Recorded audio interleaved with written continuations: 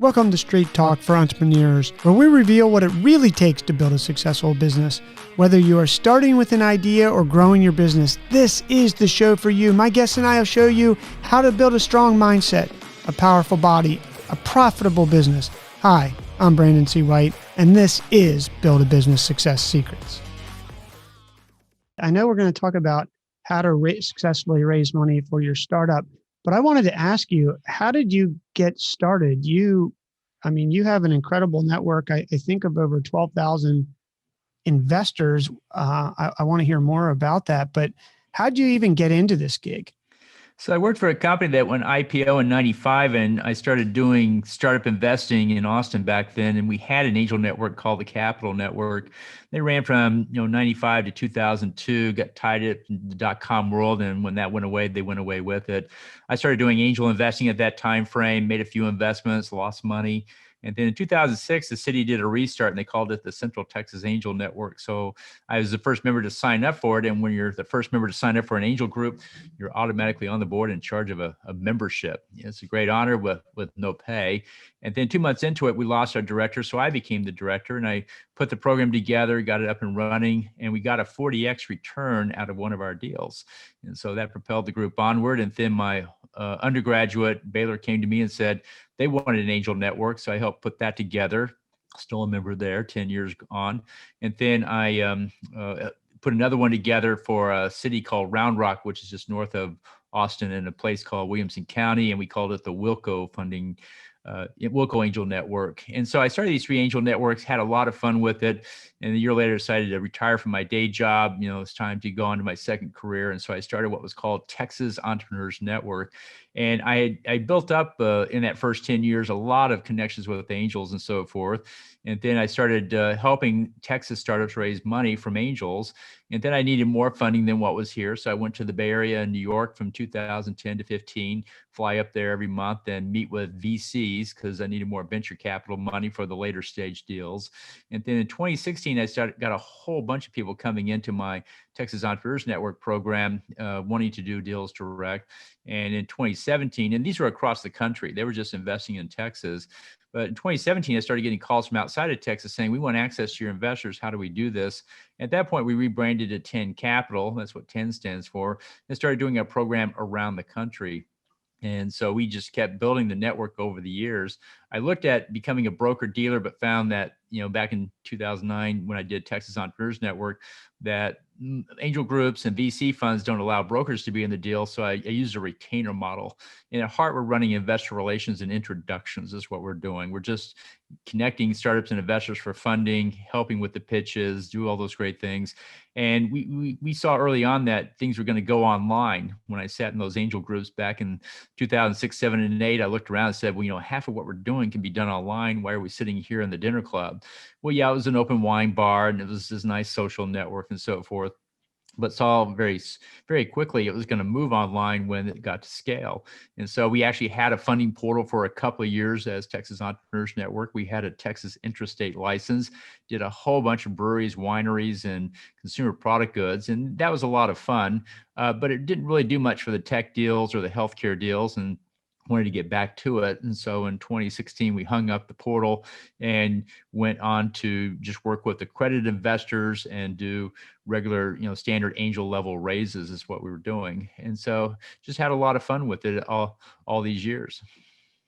Well, that sounds like quite a journey. I know the angel networks, originally, I was a part of a program out in Northern Virginia, and then Baltimore actually founded an angel network. But as you experienced, I think all of these areas that have tried in many ways to support entrepreneurs, the biggest challenge has been, I think, that you need the A round, the B round, the C round, and the exit people all in the same place. And ultimately it falls down, even if you have these angel investors, or you even have an A round, you have a few VC firms with the A round.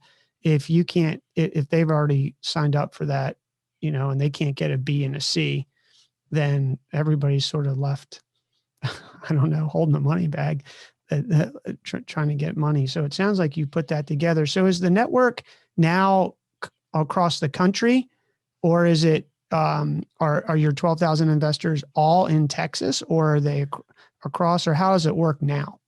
So they're across the country. The Angels are still somewhat concentrated in Texas because I did a lot of work there. But I work with all kinds. There's 200 Angel networks in my syndicate, so to speak, and they're loosely affiliated, and so we work with a wide range of angel groups. But the venture capital, it's heavily concentrated on West Coast, East Coast, and there's every city now has VC funds, and even Austin now has quite a bit of a VC network. But for many years, it wasn't extensively across the country. It was concentrated, and the family offices are all in the major cities across the country as well. So it's evenly distributed across the U.S. overall now, and the startups we get are across from the U.S. as well. I get as many from the Bay Area, New York, as I do from Texas, and Chicago, Seattle, L.A., and everywhere in between. Everybody is getting into the tech world and starting up a business, and that's what I get mostly is people come to me saying, well, I've talked to everybody in my city, I just need access to more investors, and they want to do it online. And when we did the crowdfunding, we kind of learned how do you deal with people virtually and through email and so forth, but we didn't want to get into the regulatory side of it. And I think today there's 50 Title III crowdfunding platforms out there. 3 or 4 have the majority of the business, but it has its place, and it's of course growing. It's getting bigger. It's kind of coming into the angel space. We had a meeting with the Rockies Venture Club today, and we were talking about that. What happens when crowdfunding continues to grow? What do angels do? I saw some angel groups, position themselves as syndicate platforms. Some are trying to go online and just connect with other groups outside their community. Back when I ran them in 2006, 7, and 8, they were very much geographically focused, and they want to work on that. As you go online, you start to realize, well, we're really no longer tied to this geography. Why do we want just the best local deal when we can get the best deal anywhere? And so that's one of the things they struggle with. And when I started, it was the dinner club model. You go and have a nice wine and an hors d'oeuvre, and had a social effect to it, and you were helping the local community and so forth. And that was all great. But as you get into it, you start to develop a more specific investment thesis. You want to go after, say, fintech or medical device, and you don't want just the best local fintech deal. You want the best fintech deal across the country. And so you start to scan more nationwide. And I think that's the impact we're seeing now is in this digitization of everything is going online. Angel groups are doing the same thing. And you have to pick up and move to the next stage. You have to have portals, you have to have tools, you have to have connections across the country, deal flow sources that are not just 3 local accelerators. You have to have a much more robust network. And I think we'll see a lot of syndication going among angel groups themselves, because they know each other from the conferences and from history. And so we'll see what forms from that. Well, yeah, I think you bring up a good point that's interesting. I actually invested in a deal called Nightscope, which is automated robot based out of Mountain View, and I was actually impressed on how easy it was. I mean, it was a lot easier than it used to be. They literally took my credit card, which I don't understand the economics, how they ate that 2.5%, but somebody ate it, somewhere.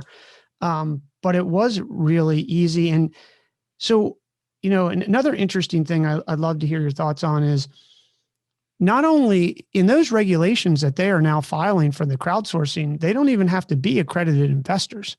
Now that could cause, but it sounds like the SEC sort of sorted this out. Back in the day that you're talking about, that's what I remember. Even when I was an angel investor, that's what we did, right? We had hors d'oeuvres.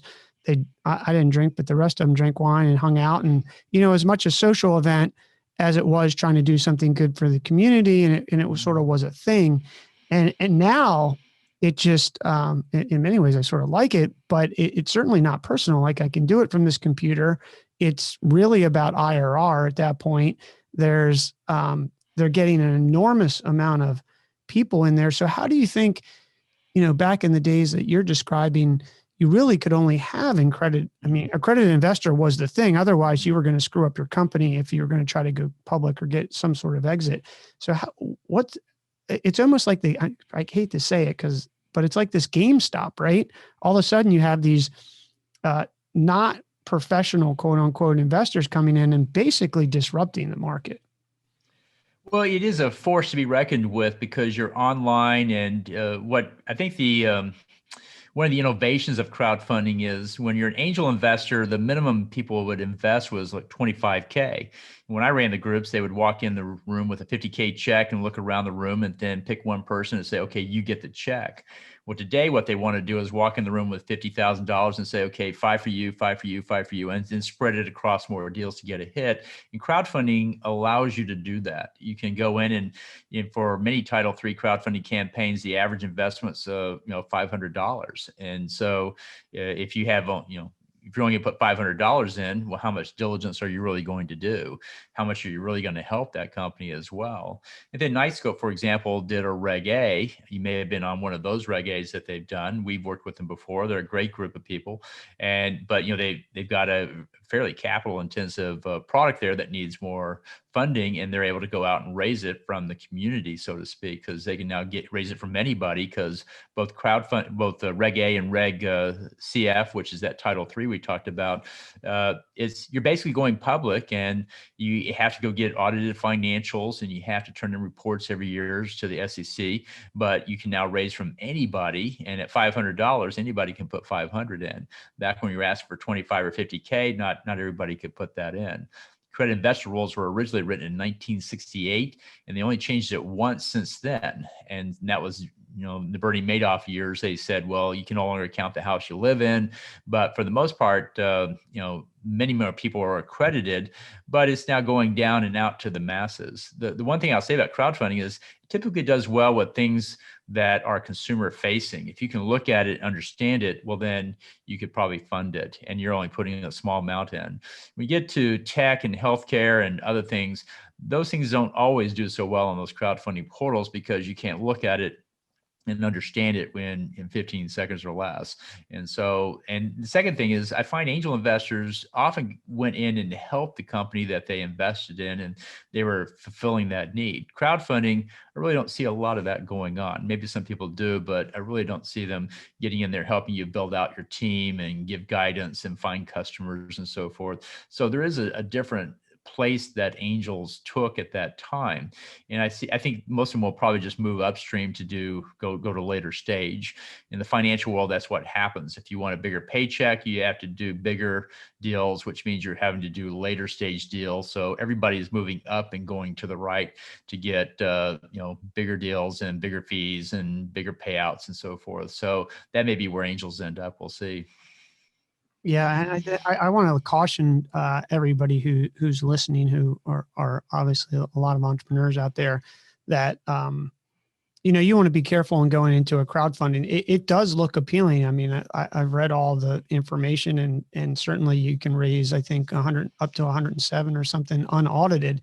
Having said that, you are going to have a group of investors that you're going to have to answer to. It's not like the money comes in and just goes away, and you need to manage that process. But one thing that you did say that I think I found interesting is the other day, whatever that network is that Nightscope was on, they sent me an email, and now you could always trade, at least here in the Valley. There was a secondary market for shares out there on the private market. There generally always was. But now it's almost like they've created their own exchange, like you're saying. I mean, they've created a stock market without it being a stock market. So it's going to be interesting how that plays out. Yeah, there's because companies stay private so much longer. It used to be when you went IPO, you had arrived and you were there. I think in today's world, when you reach IPO, you're pretty much a mature company, and you're no longer creating creative or innovative or whatever in some cases. And so they stay private so much longer that they've actually created these secondary markets that you can go up and you can sell. And if you're a good sized company with you're not at risk for startup failure, well, you can sell your shares to somebody else. And that's what they're doing now, is creating an exchange before they get to the NASDAQ. And I remember 15 years ago, I was taking a trading course, and they said, very soon we're going to have 24/7 trading hours, and we're going to be able to, trade anything anywhere in the world. And None of that happened. NASDAQ and New York Stock Exchange are the same today as they were back then, with maybe a few slight changes in the time. We started at 8:30 instead of 9. And, they really didn't innovate. And so the world has just kind of moved on without them to innovate in ways that people want. They want to be able to log on 24/7. They want to be able to exchange shares. They want to, be able to get in and out of deals on a regular basis. You see a little bit of that with the Bitcoin and the digital currencies world. That's really a lot of innovation going on there with what they're doing with it. But I think the traditional exchanges just never kept up for probably regulatory reasons and maybe otherwise. We'll see. Yeah. So let's talk about, for the entrepreneurs listening out there, how they would get. We've talked about a little bit about crowdfunding, but like I said, I caution that it's a great way to start. And it can, and like you said, if people can understand it, it can happen. My friend actually that I mentioned who got his shot, his name Tony Wright, and he had I think he set the record for crowdfunding on Kickstarter. They did like 1.7 million in a month or something, something insane, or maybe it was more, 14. I don't know. I did a podcast. He's an old friend actually from college, but those things have their challenges. So let's talk about angel investing and what you do and the advice you give. One thing I'd love to hear you talk about is the terms. One thing that I think entrepreneurs catches them off guard is there's this. Here's what I say, and I get to say this because I live in Silicon Valley. Is that I always say Silicon Valley is like Las Vegas. Everybody says, "Come here, come here, come here. You're going to have a great time. You're going to make $1 billion." Not everybody makes $1 billion, but and a lot of people do leave. But everybody says they had a good time. There's not always a little bit less money in their pocket, but definitely some more experience. But I think one of the things that people don't realize is the terms. And, I know that I get your newsletter and you've written about that. And I've explained that a lot. So I'd like you to touch on that, but maybe you can go from the beginning on how you accept people into your network and how they get into it. And then just as a question, is your model, are you helping entrepreneurs in collecting a fee for the placement, or are you doing a mini fund on the backside and collecting a fee for that? So how do you get paid, basically, your company that helps entrepreneurs raise money? Sure. So because I had a large network of angels and venture capital, I looked at the broker model where you can take a success fee and found that angels and VC funds don't allow those guys into the deal. They just don't want to see the money going out for the transaction like that. And so I went what was called the retainer model. I would charge the company a monthly retainer to go out and help them put documents together, meet investors, close deals, whatever. But there was no back-end success fee in that case. And the advantage of that is it gets you out of the world of compliance and you don't have to worry about that anymore. And what I was trying to do is come up with a recurring revenue model that wasn't contingent upon success fees and also upon raising a fund. That's the other model. You go out and raise a fund. And I saw many groups come in and raise a fund, deploy it, successful, raise another fund, deploy it. Oh, not successful, can't raise another fund. You're now out of business. And so I just try to stay out of that world as well, because I saw the boom and bust cycle that went with that. Even if the people were successful, they sometimes moved on to other things and you couldn't raise another fund. And so I noticed that, there's this time when entrepreneurs need to go out and meet investors that it's a challenging time. You have to get introductions, you can make the pitch, and you have to close. And so we decided to solve that problem and help match them. And that's what we're doing when companies come to us, is we're signing them up, they pay a monthly retainer, and we're matching them to investors that are in the right revenue sector and stage, and getting an introduction. There's plenty of people that'll give you a list, but good luck getting an introduction to them because they don't know you. Well, they know us. And if we say they're a good deal, well, then, they can get the introduction and go forward and discuss their deal. And if they have a good deal, a growth story, we call it, sales team, product, fundraiser, moving up and to the right, well, then they have a shot at raising some funding from them. We also have to help them with their diligence documents to make sure they're put together and so forth, but that's usually not very hard. hard. So at heart, we're running investor relations and introduction service, and it's an evergreen model. Every day, someone's signing up, wanting to come in to meet investors, and then investors on their side sign up to come in as well.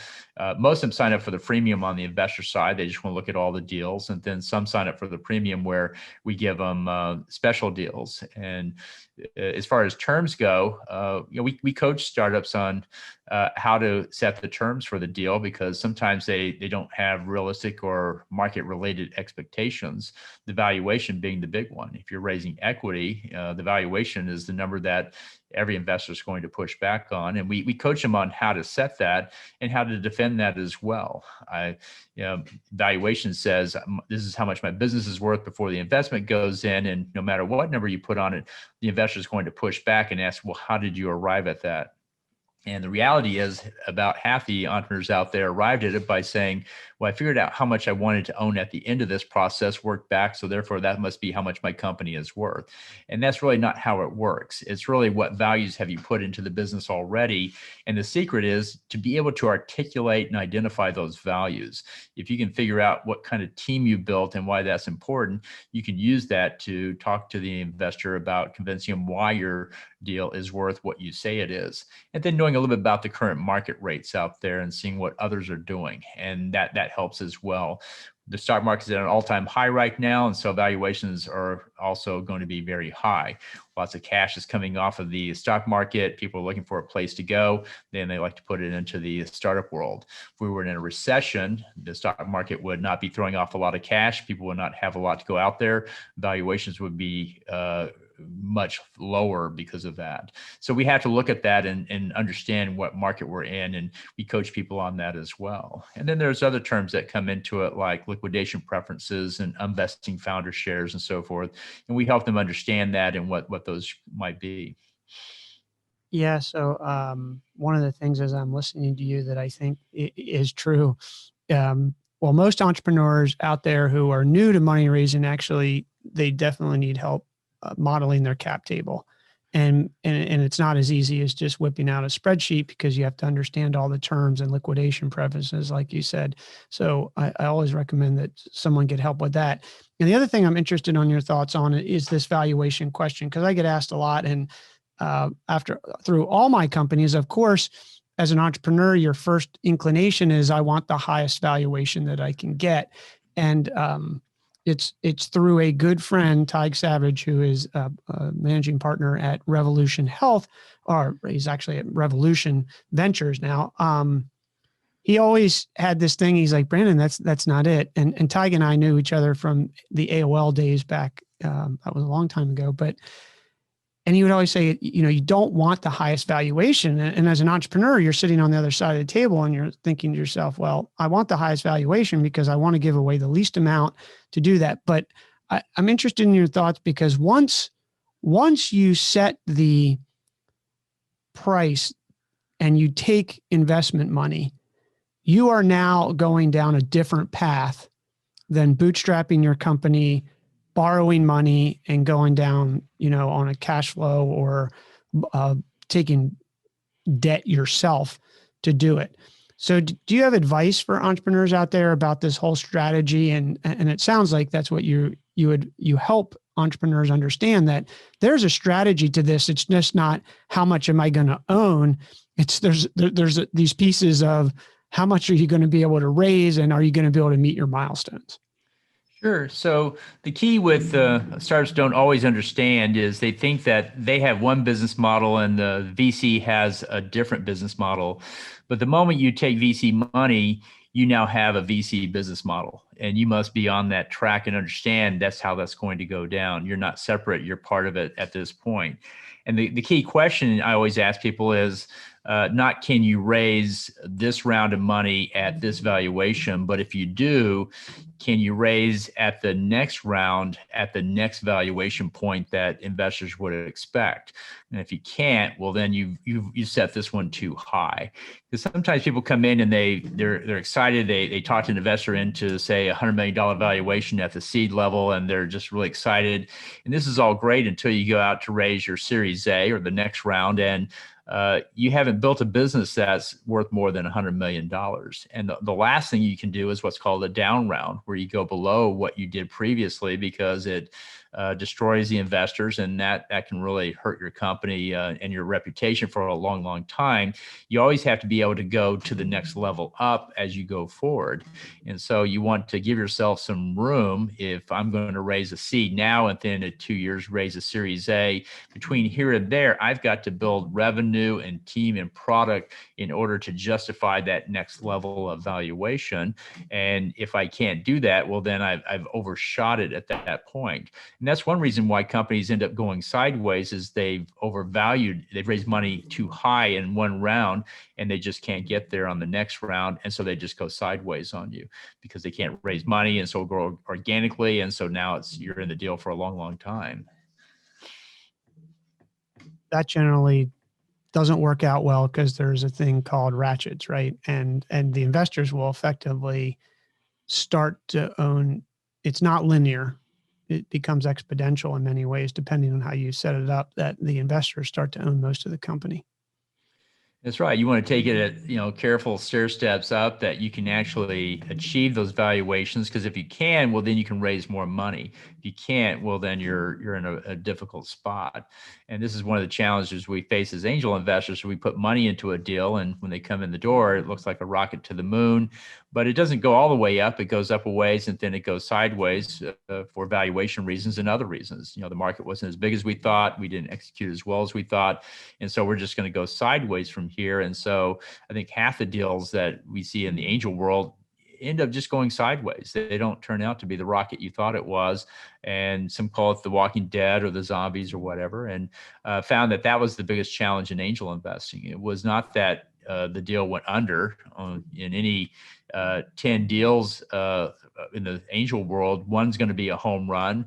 2 or 3 are going to have a 2-3x return. One's going to go bankrupt, and the rest are going to just go sideways. And found that was a real challenge, was deals that went sideways, not because they couldn't raise more money, they just didn't want to. It turned out that they figured out, well, I can, if I just keep running this business for the next 7, 8, 9 years, I'll make more money than if I sell it. And it just turned out they weren't building a business that was going to be sold for a lot of money, and they were just moving from what I call the equity exit to the payroll exit. Unfortunately, as an investor, you're left on the equity exit somewhat stranded because you can't get over to the payroll exit that they were. And so I looked at that one day and said, well, how do we solve that problem? In fact, I was in a deal and put money in. 3 years later, the team comes back to me and says, I think we should take all of our employees to market rate salaries. And I remember that day because I had this huge cognitive dissonance going, now, what's wrong with that? It sounds right, but it's wrong. And then I took a step back and I realized, oh, we as an investor are not taking dividends or revenue shares because we're trying to make that equity exit as big as possible. And the entrepreneurs living on ramen noodles and below market rate salaries to do the same. The moment they go to market rate salaries, they are signaling that we are no longer on the equity exit. We're now on the payroll exit, is what that means. And that's the challenge you face, is if they go on the payroll exit, what do you do? So I came up with my own term sheet that said, at year 3, I get the right to convert to debt, or I can convert to equity and go on the cap table. It's basically a convertible note with a 3x redemption right at year 3, and it matures at year 3. So you have to make a decision which way you're going to go. And so if the entrepreneur is on the equity exit, they're still raising funding, they're still growing, they're still moving, go on the cap table. If they're now going sideways and they're not going up, and they're now what was below 30% market rate salaries is now 150% above market rate salaries, and that's always a sign. Just look at their salaries and you kind of know where they're going. I just convert to debt and on a revenue share basis work my way out of the business. off the cap table or out of that business because it's not going to be a big deal. And that deal, I think I got like a 4% IRR 10 years later. And what always gets me is I went back and I looked, and that, the first 3 years we were all working hard. The last 7 years, they were just having a good time. And that 7-year period, I estimate they took $3 million out of that business. But I got a 5% IRR, and thought, well, there's something wrong with this picture. Why am I getting so little? And I come to conclude that angels are not investing in the wrong deals. They're just using the wrong deal structure. And you need to give yourself an out in case it's not going to go all the way up for whatever reason. Yeah. Doesn't that sounds? I guess that's a version of the Series C documents. Is that what you guys use for your? Well, we use a convertible note with a redemption right. And traditionally, redemption rights were used at year 5 just to get your basic money back.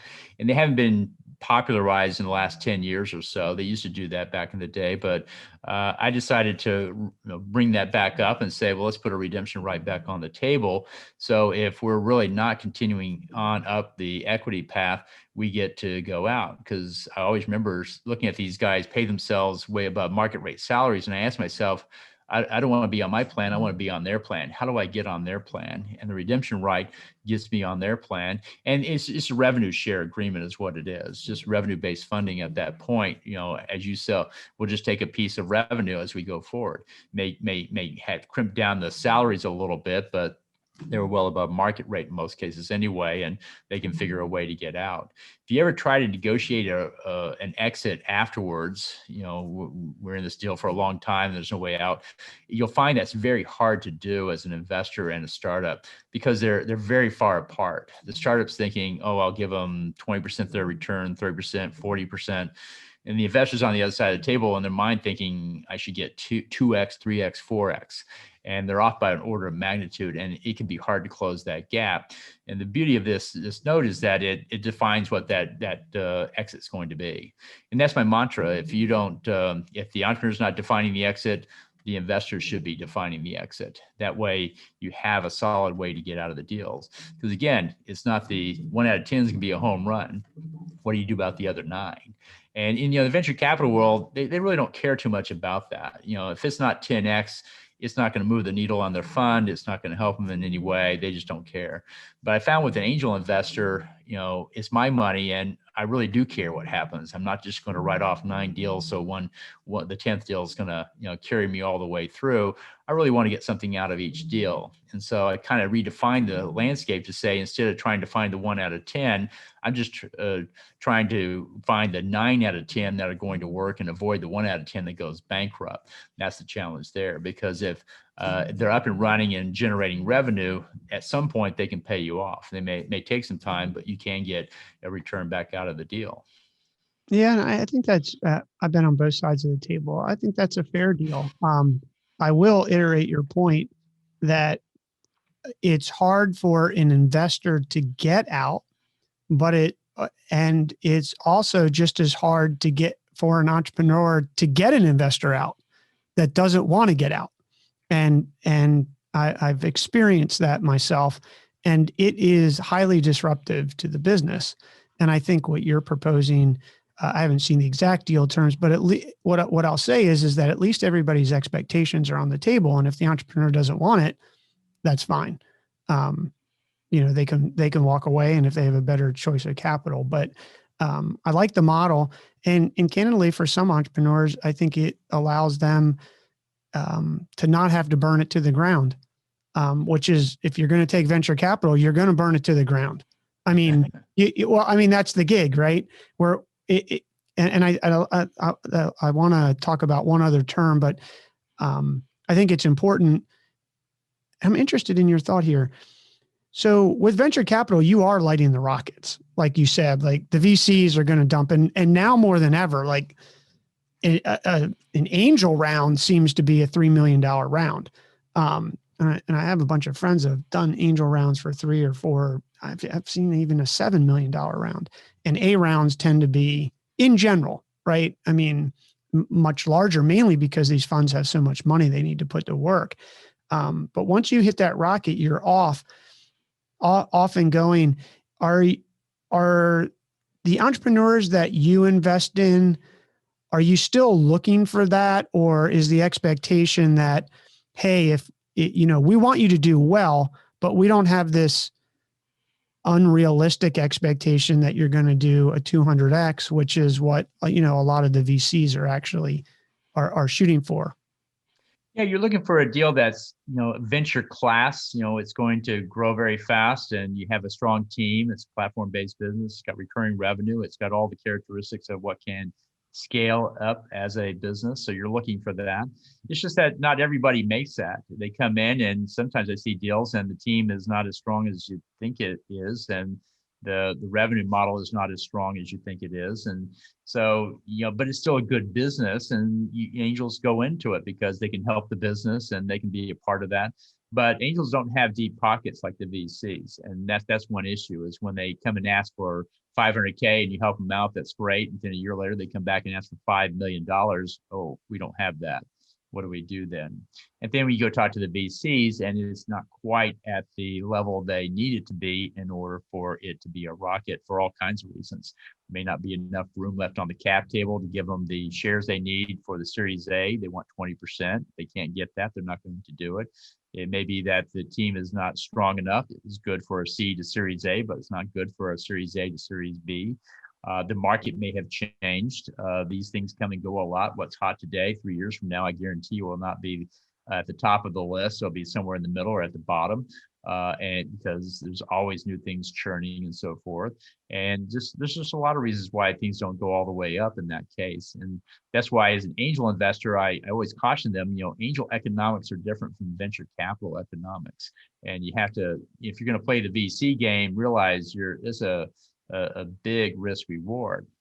And I think the angels would do better playing an angel game, which is more of if you can get 3x your money every 3 to 4 years, you're probably going to do pretty well.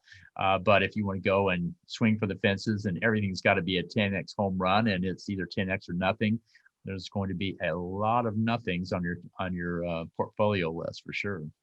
What's the typical deal size for your angel groups that you usually are looking to target for an entrepreneur group?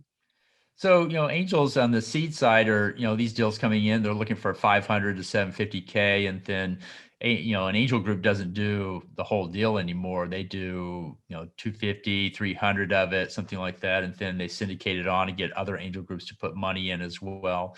This is Series A, it's 1.5 to $3 million. Sometimes it's 4 or 5. And so again, angel groups are coming in with about a quarter to a third of it. And you have to go to several groups and family offices and VCs are going to be in there as well. There's a lot of micro VCs now, sub $100 million funds that are out there that play well with angels and do a lot with that. Also, the major VCs usually come in afterwards and they want to own the deal. And at that point, it goes off into an institutional mode, so to speak.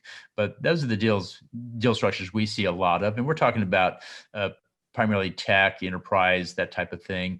Healthcare, health tech is the same, but if you get into medical devices, the money can be much higher in that case. And then you have to go through validation. So it's a little bit of a different number there. So I want to go back to terms, mainly because how entrepreneurs always get shocked when I tell them that they're going to have to, for instance, give back some of their shares and they're going to have to vest those shares over generally 4 years. And they look at me like I'm crazy. And I explain to them a few things that I would love to get your thoughts on, how that works and why investors do that. Sure. So when a startup comes in and they're raising money and you're putting in, as an investor, you're investing in the business to achieve a certain goal. Usually it's 3 years out. We're going to put 500K in, and you're going to take the business from point A to point B over 5 years or over 3 years to get to the next level. And then we're going to have the next round at that point. And so you're basically telling the founding team, okay, you're the leadership here. We want you to go do this.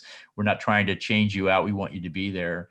But if you decide you need to leave before you get to the end of the 3 years, what are we going to pay the one that takes your place? And so that's why they invest some portion of the founder's shares, usually about half, and then they have to earn them back, because we need to make sure that we don't let somebody just walk out the door with 30-40% of the entire cap table because they decided they wanted to live somewhere else for a while and just got tired of the business. And so it's just, make sure that you have somebody and compensation set aside to get the job done is what that's all about. And so it's a surprise to many startups that they would ever have to invest it. They seem like they've already vested it. The problem is when you take funding, you now have new players at the table. You typically have new objectives at the table too. And so you have to make sure that money is set aside for the company to get there, because it's more about the company now than it is about the founders. What's a term other than we've talked about so far that sometimes in your experience with all the entrepreneurs that you work with that always seems to make them take a step back and say, oh, I didn't realize that's how it worked? Well, liquidation preferences come up a lot, and people are sometimes surprised that the investor could say, I want a 1x or 2x liquidation preference, which says I get 1 to 2x my investment first on a liquidation, and then what's left goes pro rata to everybody as how much do they own of the business. And that comes up when we really can't agree upon valuation. I think the valuation as investors should be 5, but you're at 9. And you're not coming down. Okay, well, give me a 1x liquidation preference and I'll get comfortable with the 9x, because I know I'll get something out of this with my liquidation preference, rather than getting very little once the valuation is all added up. And so liquidation preferences are simply a reaction to a valuation that may be considered high. And that's the challenge we face with startups, is that they see another company raise a large round at a very high valuation, and they think they should get the same thing. Unfortunately, what they're doing is they're doing what I call taking tomorrow's valuation today. One day I'll be worth $100 million, so therefore I'm worth $100 million today. Well, no, today you're worth 5 because that's what you have. Tomorrow, when you have $50 million of revenue, then you'll be worth $100 million. So today's valuation is for today's business. Tomorrow's valuation will be for tomorrow's business. And sometimes they just have they've tied into a valuation number that they don't want to let go. And instead of killing the deal, people start to put other terms in there to balance that out. And the liquidation preference is a fairly common one. And just for people out there who don't know, can you explain just a simple example how that would technically work in real numbers? Sure. So I put in $100,000 in a deal, and I have a 1x liquidation preference, and then the business grows up and 5 years later sells for $30 million. I would get my $100,000 back first, and then everyone else would share pro rata the remaining amount. Therefore, I've kind of caught up, so to speak, on the ownership I thought I should have, because I got $100,000 first before everybody else, and then I got my pro rata share based on what they had. And so that kind of balances out the fact that I thought it should have been a $5 million valuation and not a $9 million valuation. And it's not uncommon to see 2 or 3x liquidation preferences. So if I had a 3x liquidation preference and I put 100K in, I get $300,000 back first, and then what's left of the profits would be distributed around to everyone based on how much ownership they have. And so that's how they work, is simply a early pay. You get paid first, and then you get the rest with the other investors, because you came in at a place where the valuation probably wasn't was probably a little bit overvalued, and so you're getting compensated for that. Yeah, I find that some entrepreneurs find that shocking, because they want to take that percentage and divide it by the number. But that number at the end, if you have a liquidation preference, and each round can have a liquidation preference. And if you set the liquidation preference early, lesson learned on my first one, then it will continue and possibly increase as time goes on. It becomes very hard to say, no, you're not going to get a liquidation preference. So running that spreadsheet is really important.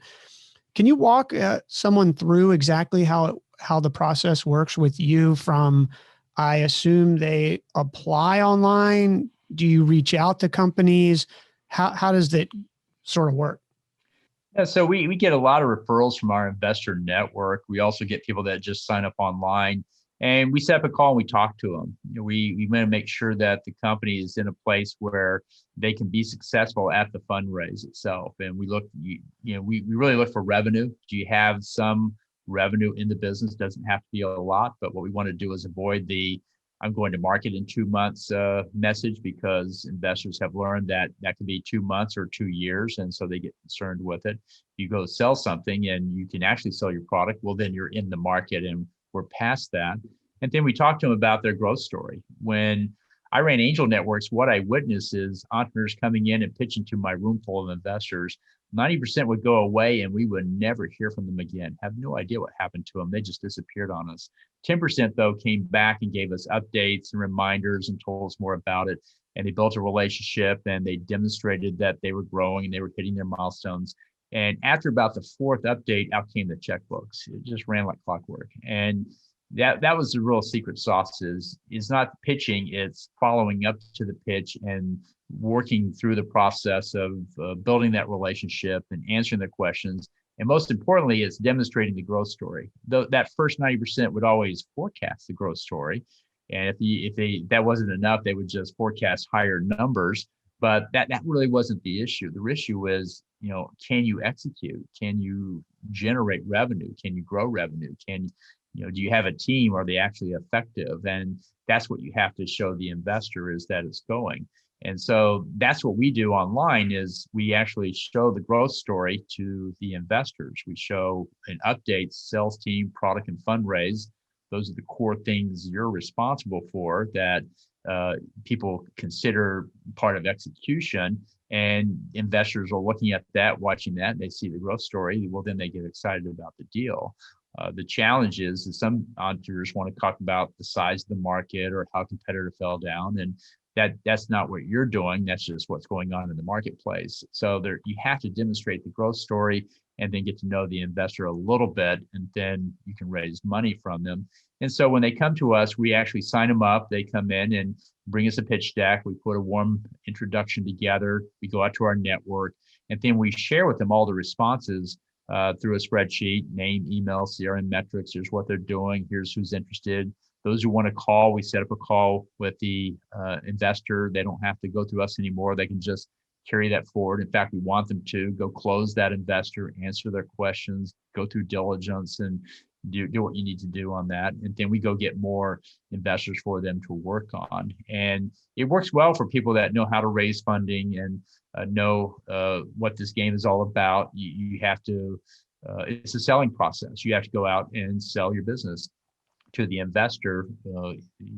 Sell, just like you have a sales funnel. So you have an investor funnel. You have to work them through the process, and you have to have your documents together. And if you ever get a no from an investor, there's 3 things you can do. You can change the product, you can change the price, or you can change the promotion. And it's just like in sales. And if the product is not good enough, maybe we need more revenue traction, maybe we need a better team, well, then you need to go do that. If the price is not fitting, well, then maybe that $10 million valuation should come down to $7 million, and then you'll find people buying into it. And then promotion. I find you can take a startup and position it many ways.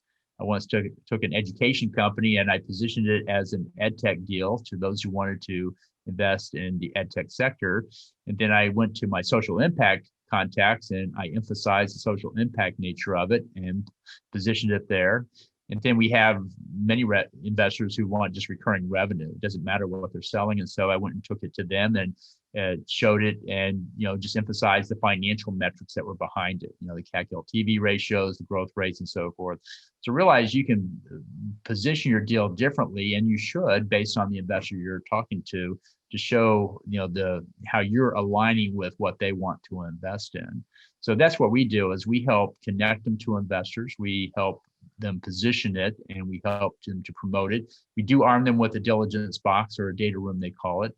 10, 12 documents investors are expecting in a diligence process. So this is not going to be a paper chase. It's all put together, and they look like they've got it together in that place.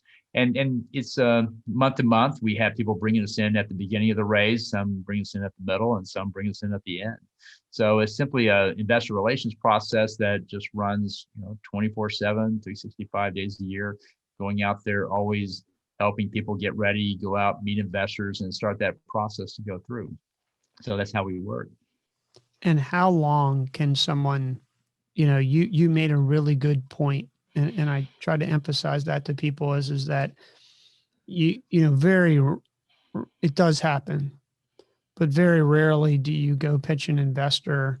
I think angel investors, my experience has been they're willing to make more of a on the spot decision, mainly because it's discretionary money. They in many ways, if you're an angel investor and you don't expect to lose it, then you probably shouldn't be playing that game.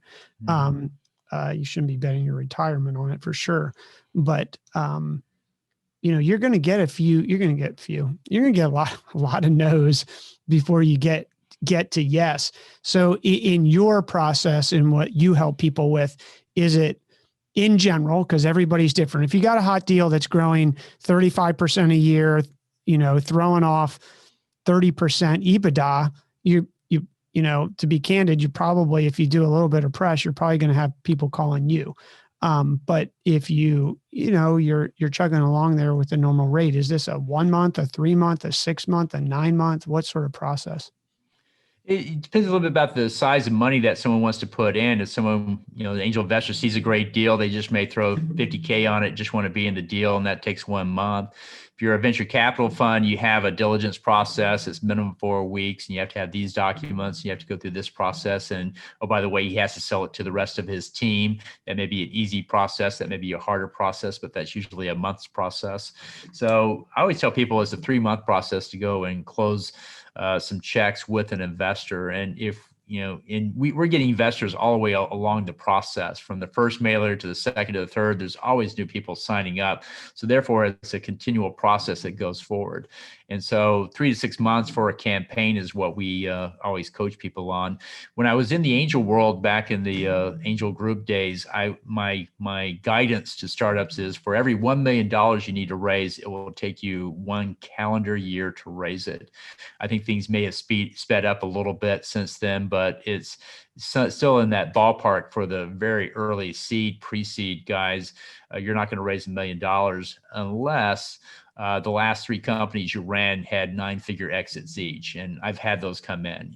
They came in 9-figure exits. Okay, we put it up there. They raised their 750 in about 27 days, and that's just because people had to physically write checks and so forth. So that can't happen, but that's 99.5% of the people don't have that, and so you have to not consider that to be your case, and you're going to have to go out and build a list of investors, reach out to them, update them, show them the progress, and then close them with the diligence and so forth. And it will take you a 3-month window for a cohort to go through that process.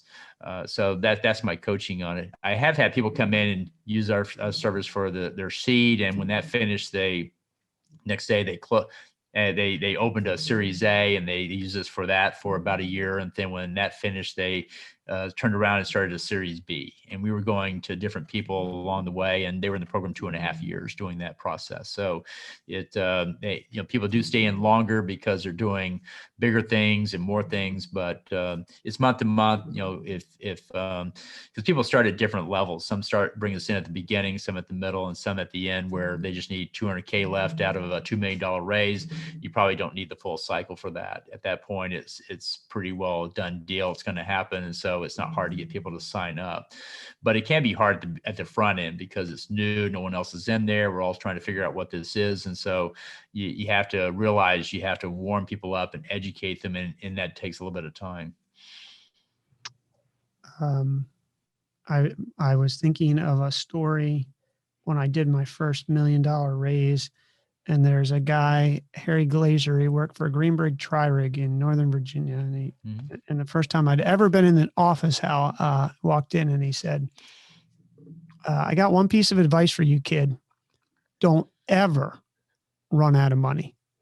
And as you're saying, like, you almost, as an entrepreneur, if you're listening out there, all the entrepreneurs, you need to, if you're going to go down this path, what Hal says is really important. You better be prepared that you could close a seed round and basically turn around a week later and start raising your A round, because it could take that long. And the pipeline to get through, just as a customer pipeline, if you're not in the consumer space in an enterprise sale, it's going to take a long time. So I think that's really important. Wrapping up here, what last pieces of advice do you have for entrepreneurs out there who believe that their company is funding worthy? My advice is to figure out how to articulate that, because this is what we got into valuation, is when they started to put out their number and the investor pushed back, they really didn't have an answer for it in many cases. And the way I always say is you have to demonstrate what values you have in the business. And I came up with what I call the rule of 4 back in the day. And I don't know if it still applies all the time here, is people would ask me about valuation. And I say, okay, well, give yourself $1 million of pre-money valuation for each of the 4 things: sales, team, product, and intellectual property. So if you have 10 Fortune 500 companies that have baked you in and you have recurring revenue from all of them and it's going great, give yourself $1 million. If you got 2 beta customers and they paid you a little bit of money, well, give yourself maybe $150K for it. So it's on a sliding scale. And then you do the same thing for team. If you have everybody hired in place working great, give yourself $1 million. If you have half the team hired, well, let's give ourselves maybe 400 for that. And then same thing for intellectual property. If everything has been submitted and signed and approved and awarded, give yourself $1 million. You have 3 provisional patents submitted, give yourself $100K. And then same thing for the product. If it's working great, it's all working fine, and it's a fully featured version 1, give yourself $1 million. If you have a beta that can kind of work but crashes from here to there, we'll give yourself 150. And then you add up all 4, and that's your pre-money valuation. But I do that because, not because I want a number, it's because I want them to think through what are the value props in their business? What do they have so far? And when they push back, articulate those value propositions. Explain why you have a great team and what value they bring. Explain what you've done so far with the product to show there's value in the business today. And then explain what you have with customers so far. And then explain what you have with intellectual property. Half the value of IP is with the investor. So you get some provisional patents to give you something to hang your hat on for that. But don't show up to the investor empty-handed. That's what I get a lot of. People have an idea for a business, they come in, but they have no sales, no team, no product, no IP. There's nothing developed so far. And this is a tough sell, because investors know that how much work is in front of them when it should be behind. Some of that should be behind you already. And that demonstrates execution, that you can put this stuff together. Even if you don't have a lot of money, you should be able to demonstrate some traction on those things to show you've got something there for people to get excited about. And my last one is always never go to an investor unless you have new information from a customer. And I used to get people coming into me saying, well, I'm pre-revenue. Well, before you even built that product, you should have gone out and talked to a customer. And even when you're building a beta, you should be talking to that customer. And when you're rolling out that product, you should be talking to a customer. You should never go at this alone, because those who raise money are the ones that can come in and say, yeah, we went to IBM and they had this problem, and we said, we think we can solve it. They told us more about it. We came up with a beta and they liked it and they tried it. And then now they're paying us $150K to build it out for them. And these are the guys that are going to get funded because they're connected to the market. They have market reality. The guys who said, I had this great idea, I built something in my basement and now I'm going out to see who wants it, that's a risky proposition. We all know how that goes. My favorite quote is, I think it came from Eisenhower, who said, no battle plan survives first contact with the enemy. So in my case, no business plan ever survives first contact with the customer. So you have to have market reality before you go too far down the path. But if you have that, you'll find investors much more engaged because you're getting real world feedback, and there's somebody in the picture that can actually buy the product. And this is starting to look like a real business versus I'm building a product, I'm here by myself, and we don't know who will ever buy it, if anybody. So it gives them confidence.